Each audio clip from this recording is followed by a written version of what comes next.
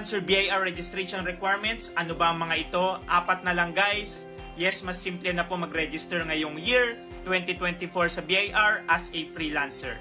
Number 1, tax identification number. Karamihan naman ng freelancer meron ng TIN. Lalo na kung previously employed tayo, galing tayo sa corporate before, meron na tayong TIN.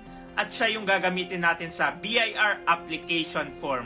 Number 2, BIR form 1901, application for registration. Ayan na yung pinaka-application form natin. 2 copy dapat. Number 3, valid ID with birth date and address. Very important yan guys. Bakit may address? Dahil usually ang freelancer, yung residence natin ang magiging business address natin. At ang proof of address natin ay ang valid ID with birth date and address. Paano kung wala kang valid ID with birth date and address? Kailangan mo ng barangay certification as proof of your address. Number 4, occupational tax receipt o yung OTR. Pero selected RDO na lang yung nagre-require niyan. Sa City Hall yan kinukuha, 200 to 300 pesos. That's it guys, very simple na lang yung requirements ni BIR. Pero mas maganda kung meron ka pa rin copy ng DIY Guide, The Ultimate DIY BIR Tax Compliance Guide for Freelancers. Kuha ka ng copy sa website namin, thegaconsulting.com. Upper right, get your free ebook dahil na-explain doon in detail yung mga requirements na yon.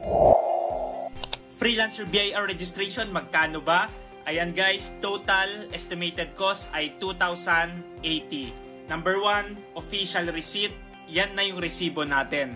And yes, required pa rin pong magpa-register or magpa-print ng resibo kahit online naman yung clients natin, kahit puro foreign yung clients natin, requirement po magpagawa ng resibo. And then syempre kung freelancer ka na may local clients, magagamit mo naman siya. 2,000 pesos for 10 booklet na siya. Isang booklet, 50 na resibo na yan. So, 500 official receipt na yan.